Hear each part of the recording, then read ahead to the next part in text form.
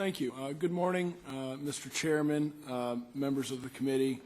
Thank you for allowing me to testify regarding the implementation of the MOVE Act in the 2010 elections. As we have heard today, the MOVE Act was a tremendous undertaking for the states and for the local election officials. And one thing is clear at this point.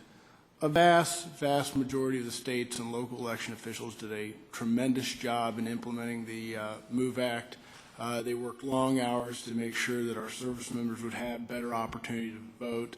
And some of the fruits of those efforts are really evident in some of the data that is starting to come back from the Election Assistance Commission. I took a quick look at the data, and one thing that I noticed very clearly from some of the early results is the amount of ballots that are rejected for being returned late significantly decreased.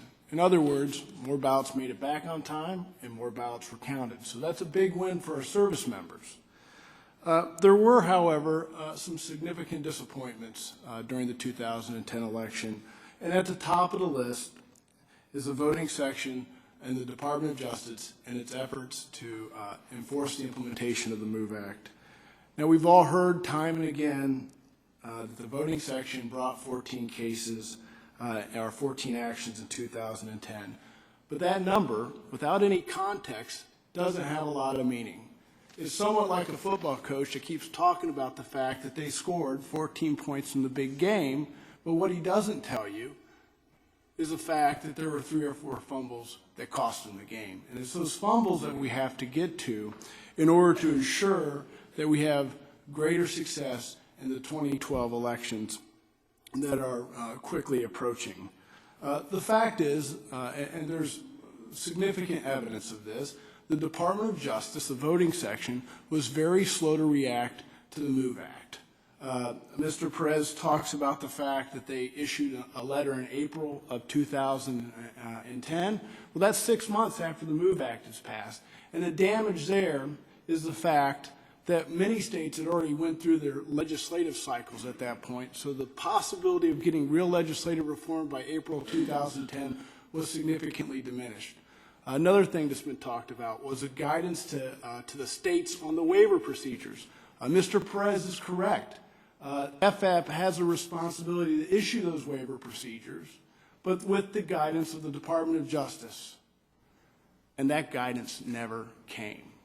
There are several news reports that indicate that those the draft guidelines were sent to the Department of Justice, and there never was a written response to those guidelines.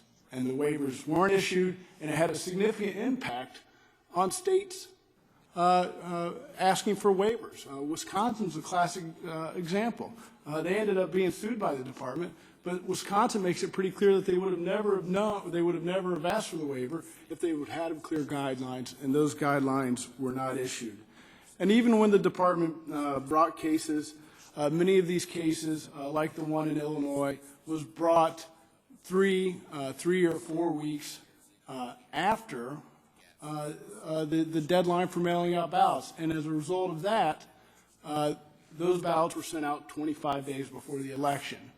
Another important fact there is that there's a substantial body of evidence that says that if you mail ballots 25 days before the election by first-class mail, a certain percentage of those ballots will not make it to the troops on the front lines. At the very least, both in New York and Illinois, the Department of Justice should have required express delivery. They didn't. It's a failure. It costs votes.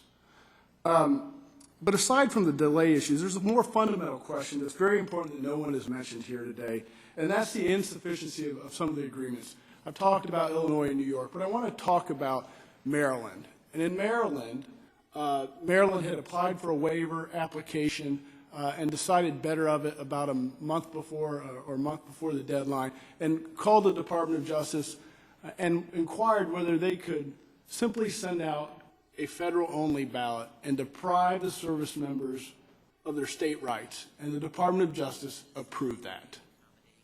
So I don't, and that's part of the problem here. Now, my organization ultimately sued the state of Maryland based on the advice that they got from the Department of Justice. A federal district court judge found that the state of Maryland had violated their fundamental rights, and that ultimately ensured via the judge's court order that 600 military and overseas voters would be able to vote, but for the actions of our organization in the federal quarter. But certainly they would have been disenfranchised based on the department's efforts. And that really gets to really my last point. One thing I would ask the committee to quickly consider, because my time is up. Senator Barrasso and Senator Cornyn issued a bill yesterday that creates a private right of action so service members can defend their own rights in federal court. Congress recently passed, I think last year, a bill that gave service members expanded rights to bring cases in the servicemen, the SSRC, or the Soldiers and Sailors Relief Act, and there's been some very positive. But our service members ought to have the ability to fight for their own rights in federal court and not have to rely upon the Department of Justice to bring those cases.